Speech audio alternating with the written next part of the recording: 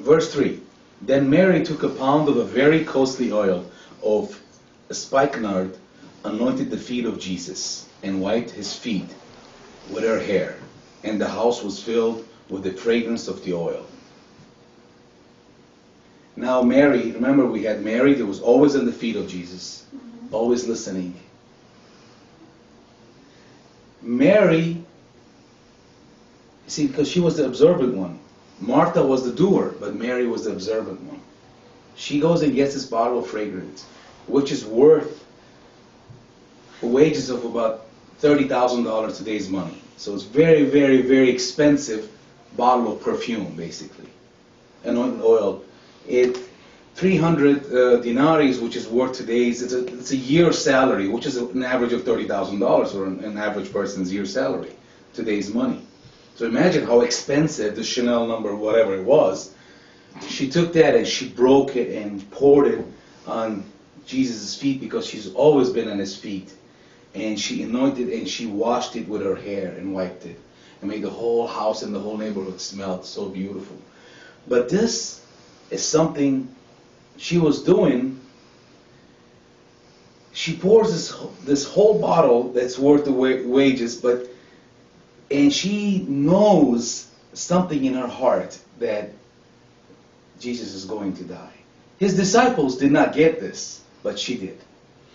All this time, Jesus is still telling them, I'm going to be going, this is what's going to happen, to get ready for this. He's been preparing them, but they still were sertrafa in Armenian, or in Turkish, blocked heads. They weren't understanding what Jesus was trying to tell them, that he was really going to go die. They were like, they didn't comprehend that idea that Jesus is really going to die. I mean, he can't die, he's God, how can he die?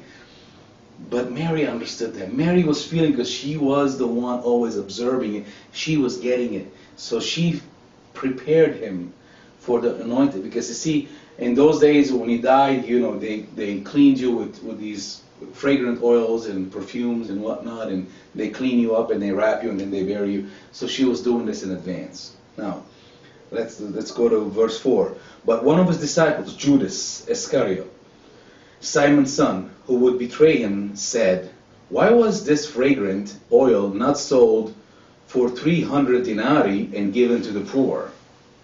This he said, not that he cared for the poor, but because he was a thief and had a money box, and he used to take what was put in it. Now Judas, Hutam in Armenian, he's also there. He's one of the disciples. He's there, and when he sees this, he's like, "Why is it that she pours this expensive?" Because he's looking at it as money. Like, okay, this money is being thrown on the floor. Like, we could have sold this, and we could have fed the poor with that money. But he wasn't really saying it because he cared about the poor. This here is what the Bible is kind of giving. A future, it's given us a revelation about today's hierarchies in the church, who have sticky fingers and they dip in the money box. You see, Judas was like our brother Hago. He was the financier. He was the treasurer of the group of the 12. He kept the money bag. So, wherever they went, whatever they had to do, he had to give the money to buy, so on and so forth. Whatever money came, he kept it. But he was a thief. He was always sticking money from sticky fingers. He put, 10 in, take, 5 to his pocket, leave 5. So here he's going, okay, that was $30,000. And he could have gotten himself, a good chunk of change. Good chunk of it. If that wasn't thrown there, he could have sold it, supposedly feed the poor. He didn't care about the poor. He was a thief. He wanted to steal the money. So, but that's him showing his character, showing who he was. But all these things are happening is because the Lord is preparing us today to see that, to understand everything that goes around now that was happening even then. So this is teachings from the Bible, so we should understand how it is. So we have to be always ahead of it and not be surprised. Oh, I can't believe somebody, high religious person will do that.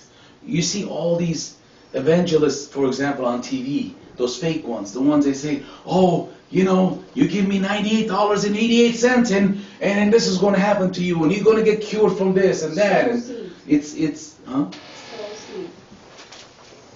Sow seed. For $95, sow a seed. Yeah, sow a seed or so on and so forth. I'm just giving one of the examples, and there's hundreds of them on TV. You know, these fake preachers, these fake, supposedly using God's name, God's messengers. Charlatans. Yes, and they're stealing from people for their gain, not for anybody else's. This is happening back then, as you see with Judas. Anyway, we continue with verse 7. But Jesus said, let her alone. She has kept this for the day of my burial. For the poor you have with you always, but me you do not have always. Now Jesus answers and says, leave her alone. Just like he always defends us. He jumps in the defense of Mary.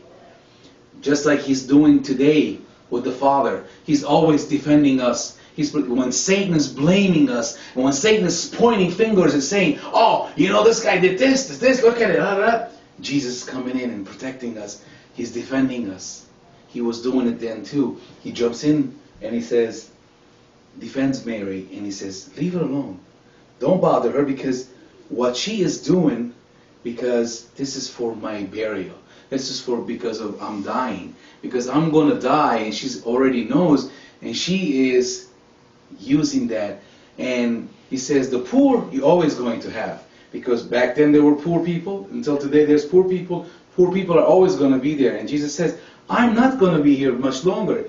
Basically, he's got another week and he's going to be gone. So he's saying, I'm not here much longer, but your poor is always going to be here. So if you really think about caring about the poor, you will be able to do that in time. So he's hinting them again that he's going. Yes, again, one more time. Absolutely correct.